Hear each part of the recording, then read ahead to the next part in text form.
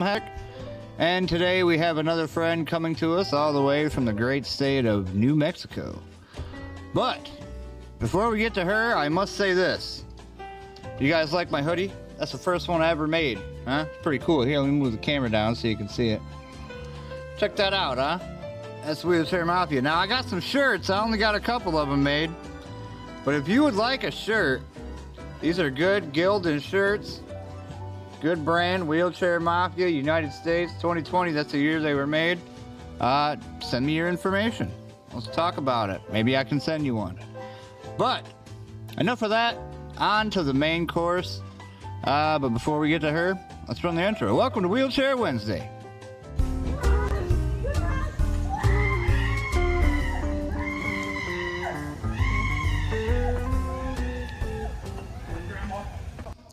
All right, y'all, let's give a warm welcome to Tara Richardson. What is happening? Can you hear me? I can, yes. Hi, so why don't we go ahead and start out by telling people who you are and how you're in the chair. Well, Tara Richardson, and I have CP, and I have HEDS on top of it, which is hypermobile. So it's a little complicated, but yeah, and I've been like this since I was till they diagnosed me as a baby. It's pretty much from the waist down. I can't really move my legs very well, so yeah. So when do you remember, like, your whole life, pretty much you had to use like a chair or some kind of device to help you get around? Well, when I was little, I worked my way up. When I was a baby, I couldn't hold up my head or roll over, and that's when they thought something was wrong. And then I got stronger, and little by little, I was able to wear braces and use a walker and different things. But when I was 10, everything started to shift. Everything that I gained, I started to lose. And by the time I was in high school, I was a part-time wheelchair user during school, and then by 19, I was a full-time wheelchair user. And that's usually not the trajectory that CP has, but they didn't know that I had the HEDS on top of it, which made it way more complicated. Right. You know, the more I do these shows, the more you learn that the human body is super, like, intricate. There's so many things that can go wrong with a person that, you know what I mean? Like, you can't even hold up a scale to, you know, where it falls down on the spectrum, because it's I don't know, so many. It blows your mind almost to think about all the different ailments that can cause people to be immobile pretty much nowadays. Yeah, it was an emergency C-section. They didn't believe my mom. She kept saying she was in labor, and they just kept sending her home. But I was sideways, and I couldn't kick. So I couldn't, and so that's how I ended up with CP. It just was an emergency. We almost both died. Oh my goodness. Yeah, it was bad. Well, good thing you're here. And it's good to see you. Thanks for being a part of the episodes. And really, usually what I'll ask people is, you know, just kind of pertaining to life in a wheelchair. So when I ask you something, it's pretty much however you perceive it, whatever you think about it. The second question I got for you is pet peeves. Do you have any specific pet peeves about being immobile or in a chair? A few. The bathrooms, trying to get into an accessible bathroom while people are putting on their makeup or having a dance hate party. that. Mm-hmm. Yeah, that is super frustrating. It's not like I can get up and just get into any bathroom. We all have that same problem, and it's just, and then they act like it's no big deal, like, oh, I'm sorry. It's like, well, that's not helpful. Right, your sorries don't matter right now. Like, learn a lesson and don't ever do it again. Right. That's kind of what I feel. And it's like you don't really know. It's, you know, you want to use your bathroom, but you don't want to sit here and shame this person and give them a whole history on why they shouldn't do it. You know, you're just kind of like, look what you did. You messed up. Now look at my face and move on. I never say anything unless like there's like 5 children and they're in there and they're obviously doing something besides just going to the bathroom and getting out. Then I Right. might say something. But usually I just kind of give them a look and they're like, "Well, I'm so sorry." Mm-hmm. And Yeah, the look always works. Pretty good. Um, but yeah, no, that's definitely on the list. That's high on the list for me as well. Because I run into it all the time, going out casinos and anywhere. People just think because, well, I don't ever see nobody going there. It's like, well, they have it for a reason. right, or it's just a few minutes. No, it wasn't a few minutes. It was way longer than I would have took. Right. You know. Yep. Um, what about your biggest fear about being in a I, chair? um, fear, losing my independence. I gained my independence through hard work and I don't want to lose it. And I'm getting arthritis in my fingers and since my shoulders dislocate all the time, and it's just really hard to. I just don't want to. And I'm very spastic, so I don't want to lose the ability to dress myself. Things like that. Right. Right. I can imagine that. What about dating/married? How does that go for you? Well, I'm married, and when I was dating, I didn't have a problem. Once I got out of high school sucked completely. But once I got out of high school, dating wasn't a problem, and I met my husband, and we started a nonprofit, so we're good. Nice. I'll give you a round of applause for that if I can reach it. Oh, there we go. I think we should put that closer. Um, Now this nonprofit. Why don't you go ahead and let's talk about that? What do you got going on there? It's called Onward Motion, and our tagline is "There's life beyond disability." So we take somebody. So right now our sponsor is TCB Racing, and they supplied the car and everything. And have you heard of the Lemons races? Yeah, The like where they take like crappy cars and they race around the track and Right. stuff like that. Yep. Yeah, Yep. that's what we do. We get drivers. We take them. Like we're going to be doing Kentucky in September, and we have these drivers, and they're going to go and they're going to race all weekend. And thanks to our sponsors for supplying the Superman car. And they put hand controls in. The guys are really awesome. I mean, they're good at helping people get in and out of the car, making sure everything's good and everybody's having a really good time. And this will be the third time. We've done it three times, and November will be our last one of this year, and it will be in Houston. Nice. Anybody who has good arm movement or and has to use hand controls, and that's it. That's the only criteria. There you go, guys. Over there in Texas, check them out. And Um, next year we're going to be doing other things, not just racing.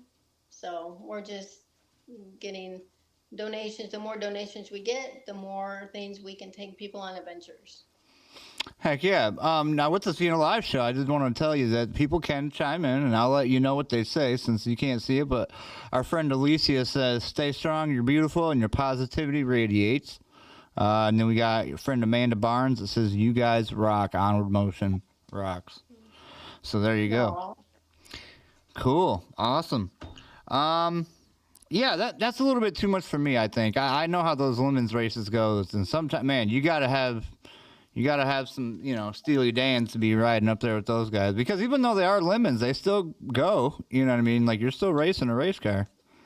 oh yeah, they're racing. It's when we first started, we had two racers, and then my husband, and we have another woman who's a part of our group, Haley, and they both drove too. But now it's expanded so much. Now we have four drivers, so they're just the backup drivers now, and it's gone from like just two drivers to the four. It's really amazing because we get a lot of people signing up now that really want to drive, and then we have a few people who are like, no, no, Right. that's not That would for be me. me. I'd be like, nah, I'm good. I'll just sit back and watch. Right, yeah, and it's online, so it's on TCB Racing. So if you can't go watch, if you can't be there, then you can watch it online. And they have a video camera in the Superman car, and so you can see whoever's racing. It's pretty cool. Nice. No, I'm sure there's got to be like a link or something to that. That we can There take. is. Yeah, we'll take that and we'll put it at the bottom on the description of this. So when we're done, everybody can kind of check it out. Um, yeah, so I'll that'd be send it. cool. Yeah, that'd be good. Well, that's cool. Now, what is something that you wish you could do that you're not able to, or you never were able to do? It's really, it's such a simple thing. I wish I could just get up and walk across the floor and do anything. Just get something out of the fridge or, because I've Mm-hmm. never had that. I've always had, I always say it like this. I walk like a drunken zombie pirate, and it's a turtle because it was horrible. So I've never been able to walk properly, and I've had 1,000 surgeries. I spent my childhood in the hood in the hospital, and just simple things like that. Although, if I had my biggest wish, I would have probably wanted to be a dancer. I love dancing. I love watching competitions. I love all of it.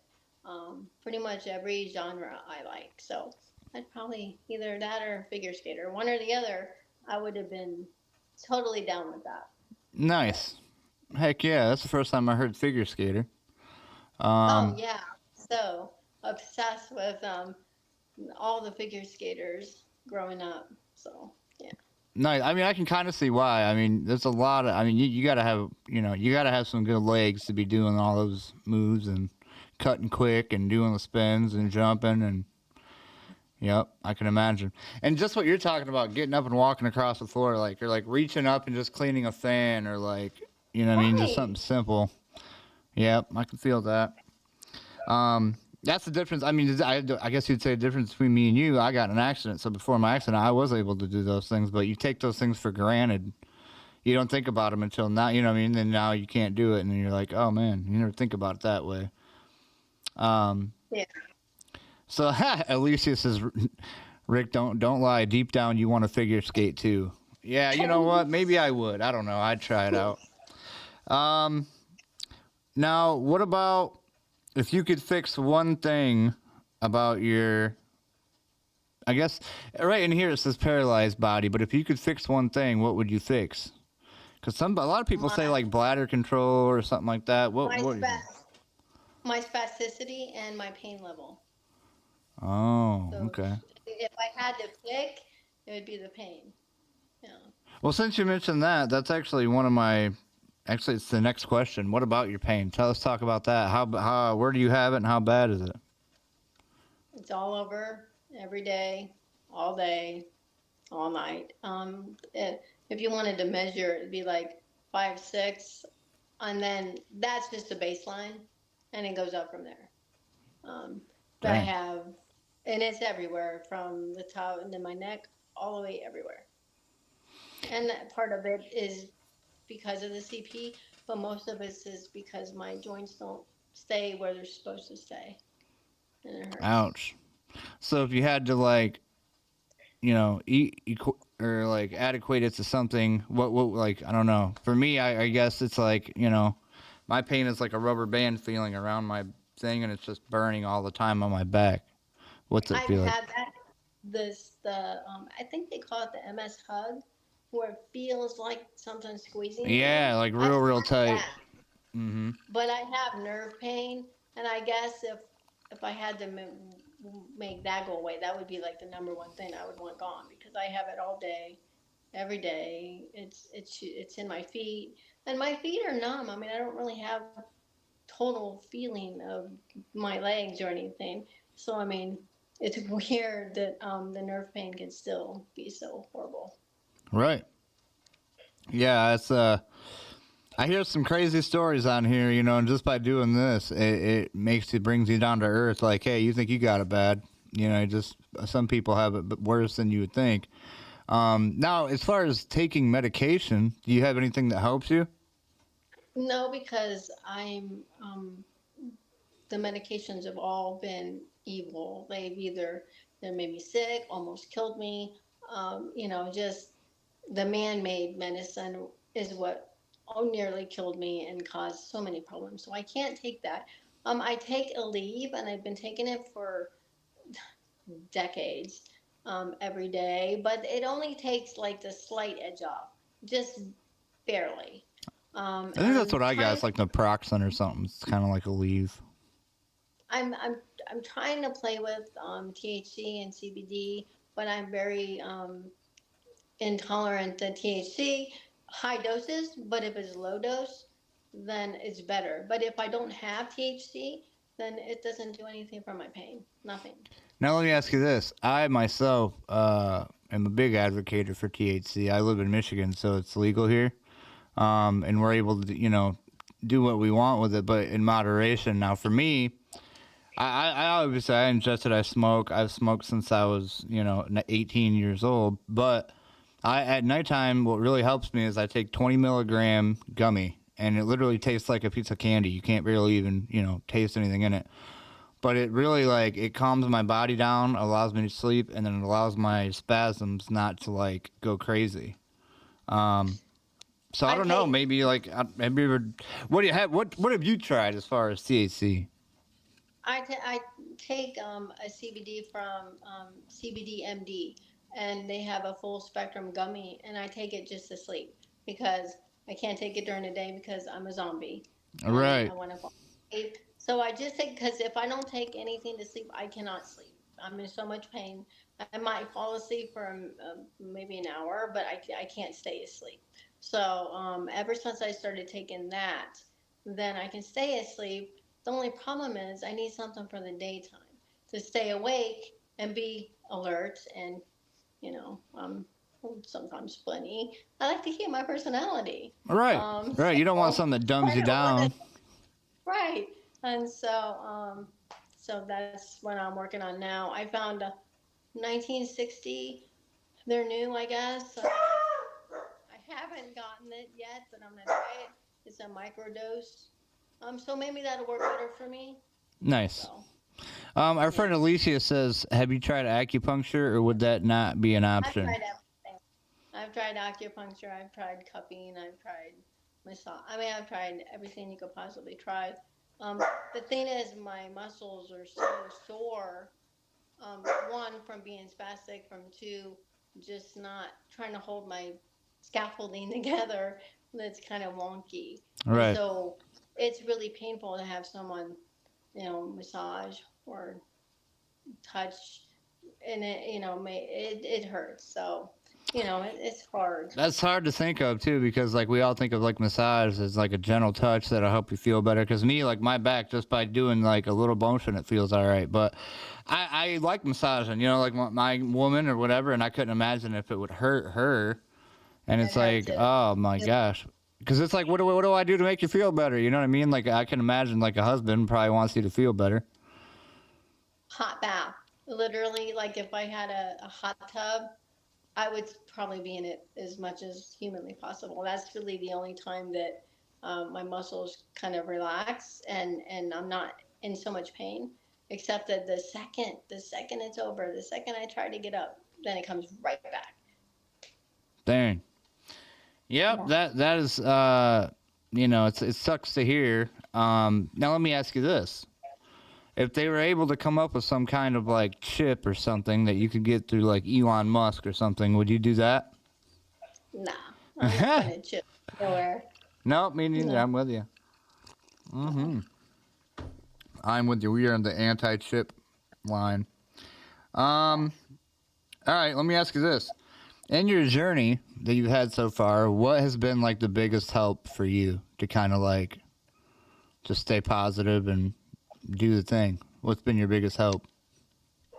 Well, being an artist, being a writer and a painter, it had saved me as a child. And literally, I come from a family of artists. My mother, she painted and she wrote. My grandfather was a painter. I mean, they weren't famous or anything, but they were good. And so I take after that side of the family. So I've written. In fact, my mom tells the story that when I was, I could talk way sooner than most kids for whatever reason. And I would tell her stories and force her to write them down. because I wanted them written down. So that I started off, I was born, an artist. And so as I got older, I realized that digital art would work better for me because it's less, it's putting up an easel and paints and all that stuff. Right, everything is right there at a touch of a button. Because I've always been in paints, so when I was 19, it was luck. I mean, it was just right place at the right time. I got into character texture creation for video games and movies and sculpting characters. So I did that for from I was 19 till my 30s, and Nice. it was fun. It was nice. I have a Wacom tablet and I used um, ZBrush and all these software that and Poser and all these different software programs to create my characters, and I would make packages. So, and I sold them at this place called Dash 3D, where I had lighting and characters and just different things that go along with it. And then you sell it to the company, and then they sell it off, but they pay you flat. Did And you it make really any of did. my Did you make any of my favorite video game characters growing up? No, probably not. We're probably similar age. That would have been cool. I'd have been like, man. I did a lot of Laura Croft. Oh, see, yeah, I like Lara Croft. Okay, so yeah, Tomb I Raider, did yeah, the Tomb Raider. Tomb Raider, and I made so okay, so not just movies and whatnot would buy my work, but like if you were in the poser at home and you had it set up and you wanted to buy my character, you would just go to Daz and buy it and use it. So it wasn't always the movies or the Or video like games or cartoons or video games. Right, right. I get what you're saying. yeah, Well, it yeah, was just especially, excuse me, especially nowadays, the more and more I'm looking around, I actually almost bought a character for my guy that was a wheelchair guy, but I could never get him to work in the VR world. I was doing the VR.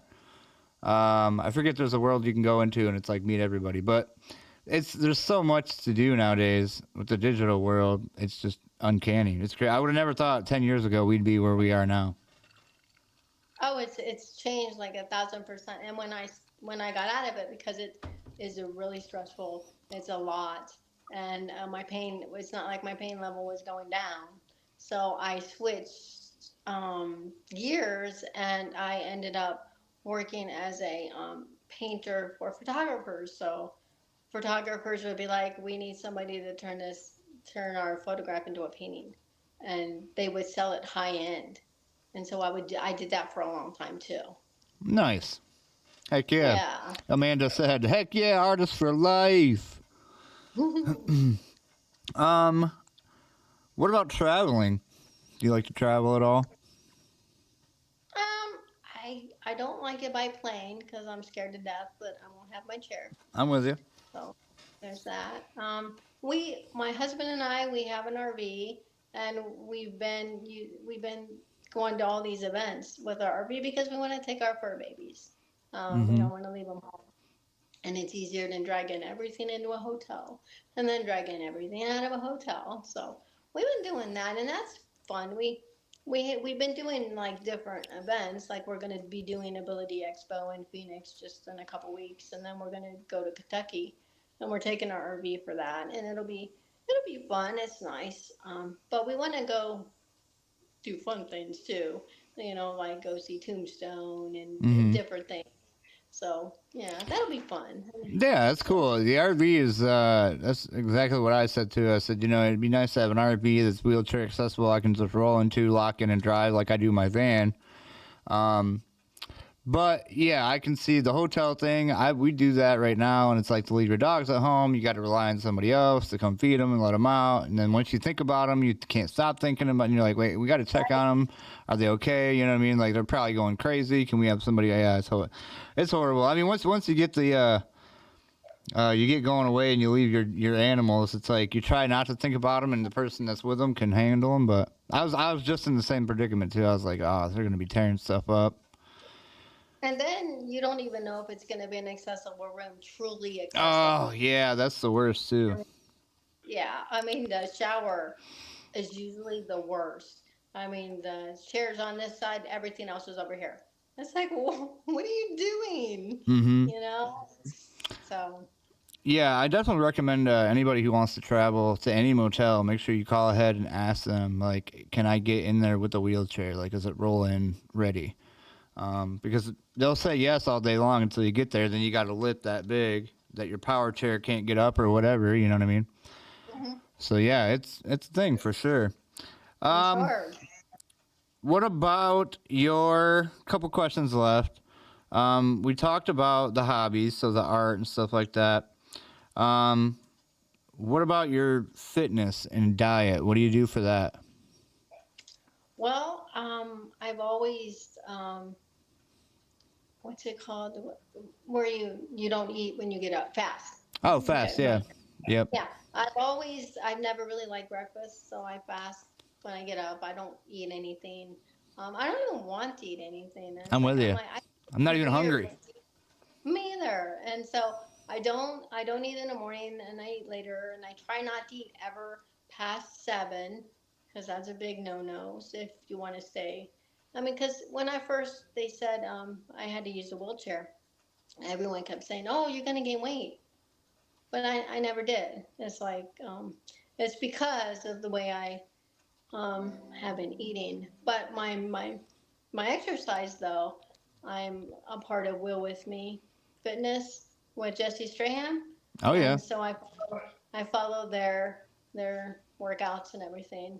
nice. So, I just talked to yeah, Jessie not too long ago, and she said she'd be willing to come back on. She can't wait to do something else. So we got to line something up for that too. But yeah, definitely. And it's like I see her and I see other people that are like up and doing stuff, and I always feel like, man, I got to get up. I got to start doing more.